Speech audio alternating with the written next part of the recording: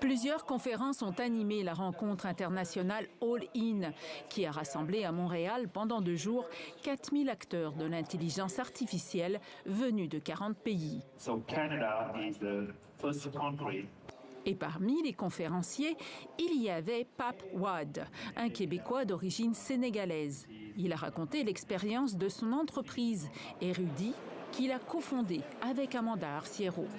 Nous sommes une entreprise centrée sur l'humain et propulsée par l'intelligence artificielle.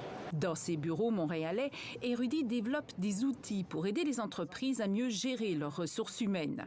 La PME compte plus de 5000 clients au Canada, en France et en Afrique. Par exemple, Érudit a développé une plateforme pour Urgence Santé, le service qui gère les appels d'urgence médicale dans la région montréalaise, pour planifier ses besoins en effectifs paramédicaux en fonction de la demande. En France, Érudit aide le port du Havre à prévoir l'arrivée des bateaux jusqu'à 21 jours à l'avance. L'entreprise compte maintenant une 50aine d'employés et espère en avoir une centaine d'ici la fin de 2025. Mais pas de croissance effrénée. On a opté pour un modèle de croissance responsable et durable.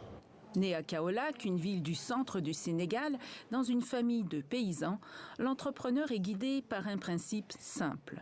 Moi, on m'a toujours appris dans la vie qu'à chaque fois que tu poses des actions, quelles que soient ces actions-là, il faut que ces actions aient un impact sur toi et sur les autres. Pape a quitté le Sénégal pour aller faire des études en France, à Toulouse. Mais c'est au Québec qu'il s'est installé il y a 16 ans pour devenir entrepreneur. Le projet de société du Québec rejoignait énormément mes valeurs.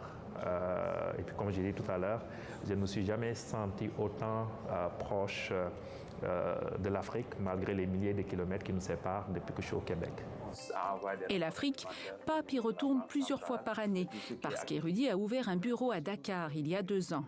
L'intelligence artificielle, croit l'entrepreneur, est une opportunité en or. Jamais dans l'histoire de l'humanité, l'Afrique n'a eu autant d'opportunités pour pouvoir réduire le décalage donc, au niveau de développement par rapport aux pays de l'OCDE ou par rapport aux pays développés.